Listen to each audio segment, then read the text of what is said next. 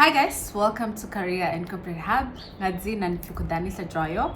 So I would like us to continue with mentorship.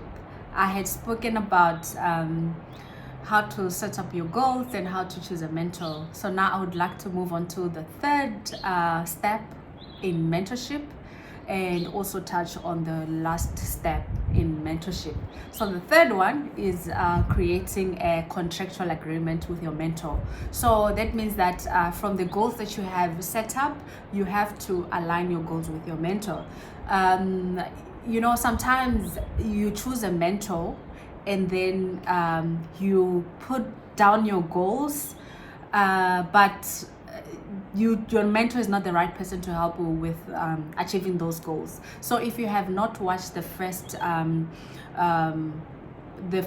second steps for mentorship, I did a video separately on just those, on how to choose a mentor and also how to go about writing your goal. So it is important that your goals are aligned with what your mentor can help you with, because sometimes we set these goals and only to find out that the mentor that we are that is supposed to mentor us, or the one that we think could help us achieve those goals, is unable to. So it's quite important that you have that contractual agreement signed that your mentor is going to help you with.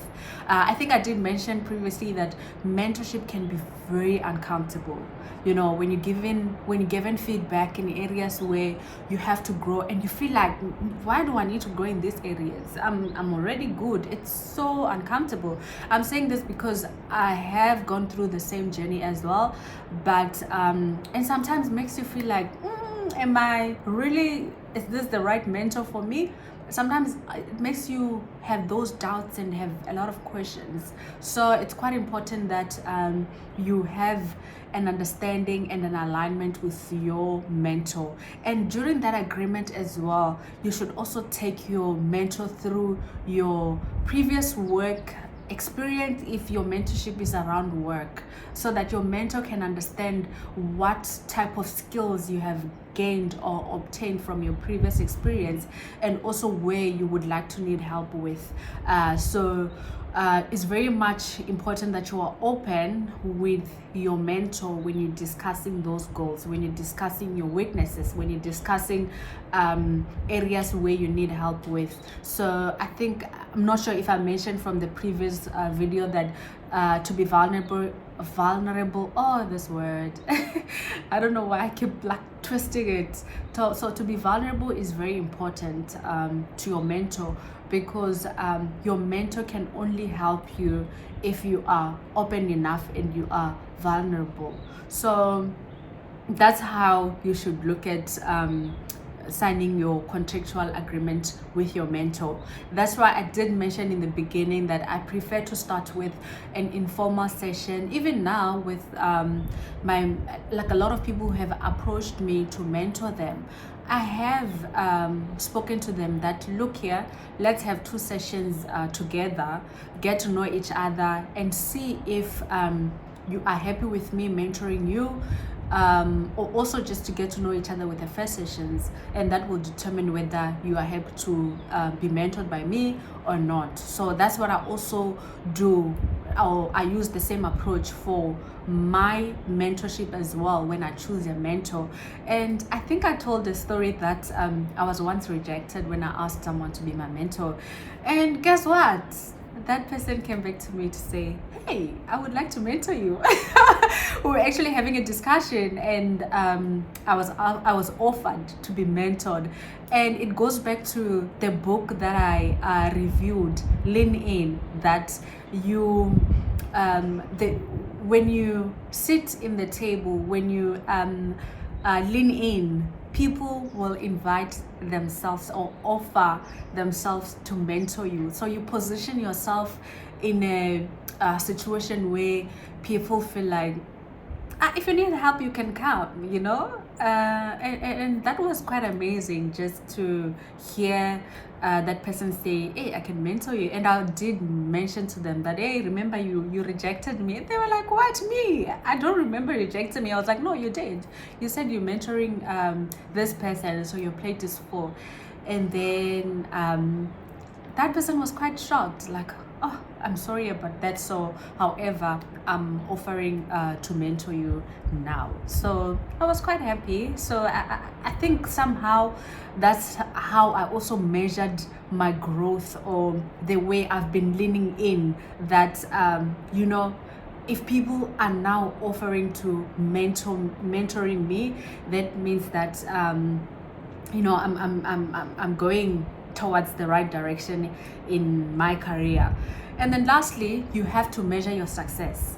So measuring your success, that means that you should have reoccurring meetings with your mentor to check on all the tasks that you guys have discussed or planned that you're gonna be doing. So sometimes your mentor will make you create a roadmap, or ask you to do an exercise that would test your development. So sometimes it can be uncomfortable, because you would feel like, why must I be wasting my time doing all of this? Is it really worth it? You know, so that's how sometimes you can measure your growth, when you review those tasks with your mentor. Also looking at the meetings that you have set that are reoccurring, to review your growth, or to measure your growth. And that's where you can also measure your relationship with your mentor. Is the relationship growing? Is the relationship uncomfortable, that you don't feel comfortable to be mentored by this person? Do you feel like you would like to continue, or you would like to change a mentor? Which there's nothing wrong with changing a mentor if you're not comfortable, or if you don't agree with what your mentor is saying. That's a sign that you must change your mentor. So all the best with finding a good mentor. I think it's quite important that you find a mentor, because sometimes you can you can derail yourself from growing, because you don't have anyone that is leading you to the right direction, who's been through the same path. And I did mention previously that why struggle when there is somebody who's gone through that journey. And to a lot of people who refuse to mentor people when they come to us for mentorship, for me, like, mentorship session can be once a month, 30 minutes of your time, helping somebody to grow in their career. That shouldn't take a lot from you. But also, then again, if you are not ready to mentor anyone, please don't accept, because that person will be relying on you for guidance, but you're not available. You could attend the sessions, but you're not emotionally you're not emotionally available to help that person. Sometimes you can also direct them to somebody who could help them grow. Like with my mentor, sometimes when I'm struggling in certain areas, I'm also directed to some people who could help me with those topics. Hence, you don't need just one mentor, you need a community.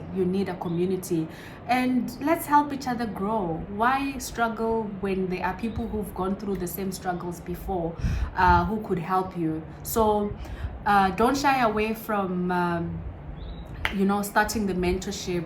And I always say that it's better to ask somebody to be your mentor, not really asking, but to start that mentorship journey with someone and see where it takes you, than to sit back thinking that what if it doesn't work, I don't need help.